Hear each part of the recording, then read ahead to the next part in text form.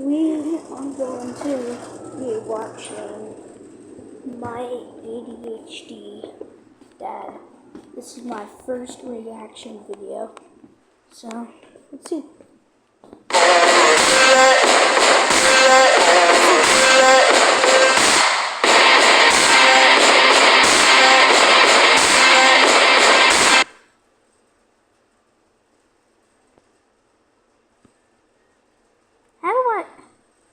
There.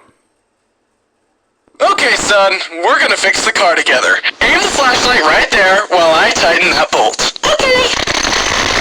You're doing a great job, buddy. And there we go. It's fixed. Yay, we did it! I love you, Dad. Did you ever do stuff like this with your dad?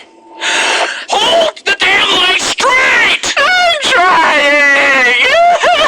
Hi, I'm Bryson, and this is my dad. It was his idea for me to start doing YouTube, and he's helped me so much with building the channel, encouraging me, and supporting me through life. He also helped raise me or whatever, and he even saved my life once. Just after moving to a new house, we all decided to take a bike ride around our neighborhood and grab some dinner at the local combination Pizza Putt and Bach Hotel. Wait, I was still new to riding a bike, and when we started going down a big hill, I started to get nervous. But my mom assured me I'd be okay. And adults are always right. I tentatively started going down the hill and picking up speed. My fear was immediately gone and replaced with exhilaration. This was faster than I'd ever gone, and I wasn't falling over. I turned my head back to my mom. Look, Mom, I'm doing it! I heard my mom yell back, but I couldn't make out what she was saying. I thought she was cheering for me. Turns out she was yelling, "Slow down!" But I couldn't hear her. My bike continued to speed up. I'm going so fast, Mom. Are you proud of me?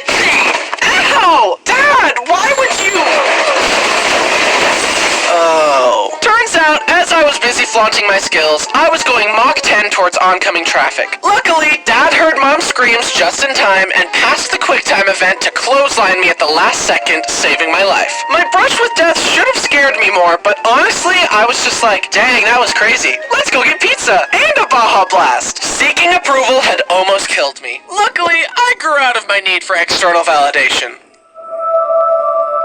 Thanks for saving my life, Dad. Now, the rest of this video will be dedicated to making fun of him and slandering his name. Let's get into it. From as far back as I can remember, my dad has been a Bob the Builder, I can fix it type fella. And he always tried to make fun stuff for us while growing up. He made a train table for me, a half pipe for my brothers, a deck for our house, a multi-level tree house with a zip line, and installed a rope swing to the tree out front. And in most cases, he's able to fix things that aren't working. Except his son's attention spans. Or his own. Nobody can. But this blessing can become a curse when something stumps him. I think fixing things is so integral to his essence that once he starts fixing, he can't stop. Come on, you piece of crap!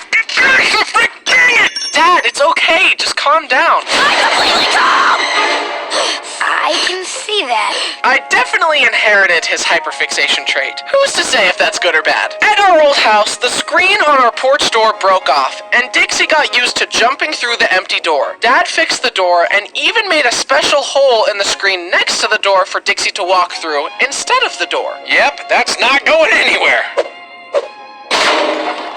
This is one of the only times I've seen my father just give up. He left the door without a screen after that. Years later, we got a trampoline for the backyard. In all my dad's previous building shenanigans, I had been too young or aloof to help. Or I couldn't hold the light good enough. But this time, I was gonna help Dad build the trampoline and prove to him that I could be handy too. This trampoline used metal leaf springs instead of normal springs. You would use a special tool to bend the metal leaf to clip into the trampoline mat. I was the designated leaf spring bender, and Dad was the designated mat clipper. As we clipped more and more springs, it got harder and harder to get them to connect because the mat was so stretched out. Dad held out the mat and I bent the leaf spring with all my might. I pushed and pushed as hard as I could. Then, the tool slipped off the leaf spring and slammed into Dad's head.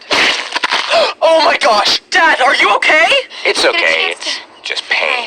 And I never became a handyman. Whenever my car makes a weird noise, I just call Dad and start crying. My dad isn't just good with tools, he's also eerily good with computers. I'm a little skeptical about the supernatural, but one inexplicable thing that remains true is that technology just works better when Dad is present. The send email button is broken. I keep clicking it and it won't work. You just gotta click send.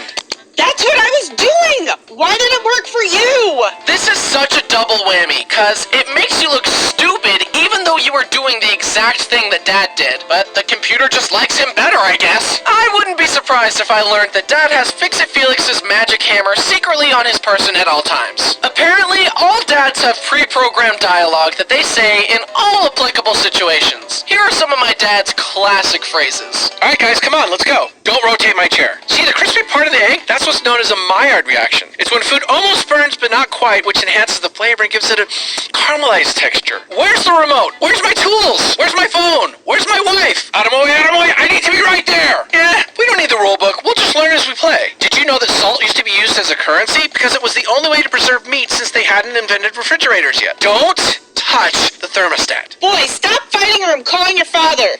That's it. Honey? Kids, listen to your mother. As you can see, my dad has quite the ability to turn a phrase, but some quotes were so powerful that they only needed to be said once to become instant classics. Yeah. Alright, give me the phone, I'll talk to him. Brody, you need to stop peeing on your brother. How old's your son? He's 15, but of course, we can't forget my favorite one, son of a and that's another thing I inherited from Dad. NPC dialogue. The best way I can describe it is that I have little scripts in my mind, and when a situation reminds me of a story or fun fact, I always say the exact same story in the exact same way. For example, did you know that a trespasser could sue you if they got attacked on your property because the beware of dog sign implies that you know the dog is dangerous? So you're better off getting a dog on premises sign. Did you know that on an early test run of Space Mountain, the test dummies came out without heads? The entire ride is also filled with high-power fans that blow in your face and make you feel like you're going way faster than you really are, but you'd never know because you're in the dark. Did you know that if your brain hears the same information as little as 2 or 3 times, it will probably believe it, even if there's no factual evidence to back it up? Did you know that the moon landing was faked? Did you know that the actor actually broke his toe right there, so the scream was real? Yes, I know! I've heard these sound bites 100 times before! Get some new material! My dad and I aren't just similar in our hyperfixation and fun fact spewing. Apparently, we also look alike. One time, we were on a plane. I was on the aisle seat, and my dad was directly across from me. The flight attendant was walking by and stopped dead in her tracks, looking back and forth between us. Are you father and son? You look exactly alike. You should enter a father-son look-alike contest. Ugh, what? That ugly mug? Say psych right now. Please, say it ain't so. And apparently we sound alike, too? Personally, I don't hear it, but to each their own. My dad is very smart in a lot of ways. He has an engineering degree and master's degree in business, but he doesn't always apply his knowledge in the best way. One time on a road trip by the coast, Dad wanted to drive our Suburban onto the sand with all of us in it. Dad, no, don't do it. We'll get stuck on the sand. Please, no. We're doing it! Woohoo! We're sinking! Don't worry, I'll just hit the gas pedal harder.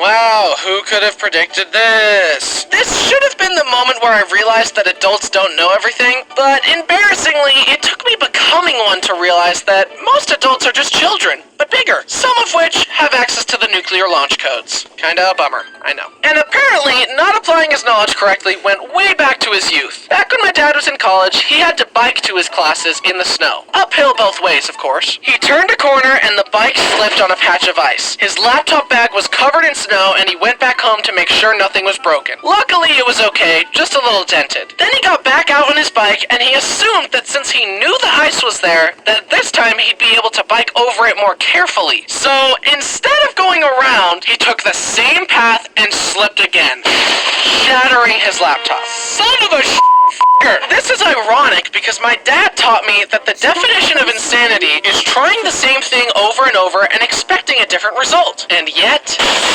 my dad is known for picking up a new hobby, getting super into it, then dropping it entirely. Rinse and repeat. Baking sourdough, beekeeping, smoking meats, astronomy. One that stood out though was when he wanted to raise a bonsai tree. He was super excited about it, but in classic dad fashion, lost interest and the bonsai tree withered. Then he would try to get back into it and water it and take care of it, but then forget again. This kept happening until eventually the bonsai tree was clearly dead. Despite this, Dad kept living in denial and saying it would come back to life, and insisting that giving water to a tree corpse would fix it. Dad, it's time to let him go.